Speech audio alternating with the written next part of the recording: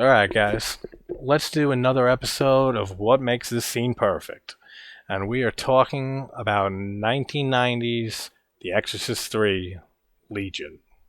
Legion's not in the title, but that's the name of the book. One of the greatest jump scares in horror history. And everyone who's seen this movie knows exactly what we're talking about. The hallway scene at the hospital, or mental asylum, whatever you want to call it. Just the tension that's built in this scene, and just the decision to have it as one static shot, just with the camera back here looking down the hallway for the entire shot, the whole scene. What a great decision. Like, it feels like you're being held back, like you're trapped and you can only watch. And just the way that she just slowly comes in the door and then checks it. She goes, checks the other door, and then you have the cop sitting there, and the cop gets up, and just it keeps building and building this tension that, man, when you see the reveal, it just finally releases, and it's just, it really gets you, man. Like, I've gotten a lot of people with this jump scare.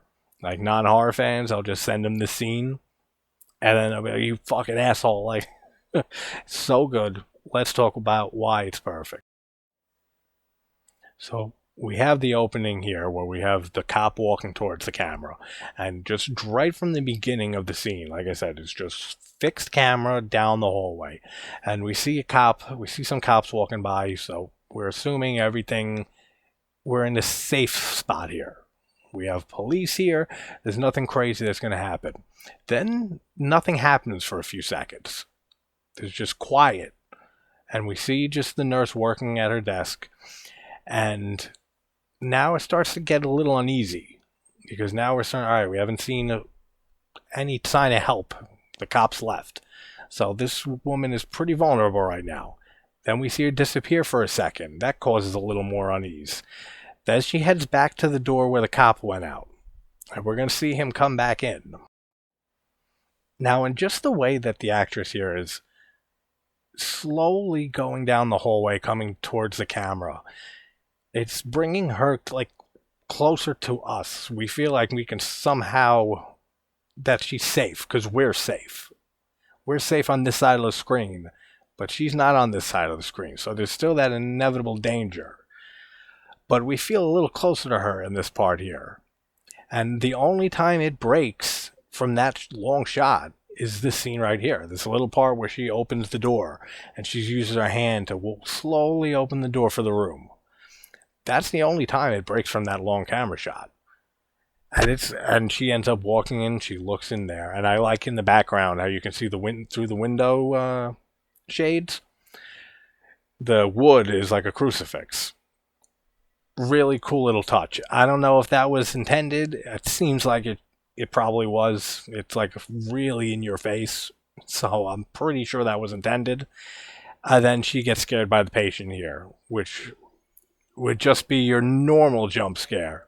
Your whole, oh, the person that knows me, it sneaks up behind me for no reason, it scares the fuck out of me, and then apologizes. And then she leaves, and we're right back to our static camera position. And then she walks further back towards her desk, farther away from us. Now she feels more distant to us as the viewer. She feels a lot more out of reach. And we know something's going to happen. Like, that's what's so brilliant about this, is that we know something's coming. But the way that it's shot is just phenomenal. And then we get this short little break with her on the phone. And we're thinking, all right, maybe that was it.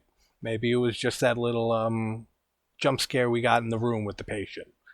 Maybe she's going to be fine. It breaks from the one shot a few more times here as we see the nurse looking at the one room, which turns out being the room that the person, the nun, whatever you want to call her, I don't even know what to call her, the nun killer. I mean, we got one of those nowadays. Back then we didn't. But her design in this looks cool too. For the split second we see her, it's fucking haunting. But I like how she looks and looks right into that room, like right at that door. And then she goes in. And then we see a cop come back in, which is Again, it brings safety back in. It says, all right, nothing's going to happen with this cop around. But he only comes in for a very little short amount of time. And mind you, this is, I think, like maybe 3 minutes into the scene or something like that. And now the cop's gone. She shuts the door, checking the door that she was real concerned about, and then zoom in, right in on just the her with the and just ready to just decapitate her, and then the quick shot to the statue missing its head. What a phenomenal jump scare! Like there's no other jump scares I can think off the top of my head. Maybe like Mario Bava's Kill Baby Kill with Melissa in the cabinet. That's a fucking excellent one, and that's like 1966. We're talking there. Excellent jump scare, but everything about this scene is just absolutely handled and executed so well. There's a reason that it has the reputation it does. That this is the one of the greatest jump scares in horror history. So, my name's JT. You already know that most likely, and you've been watching another episode of What Makes This Scene Perfect.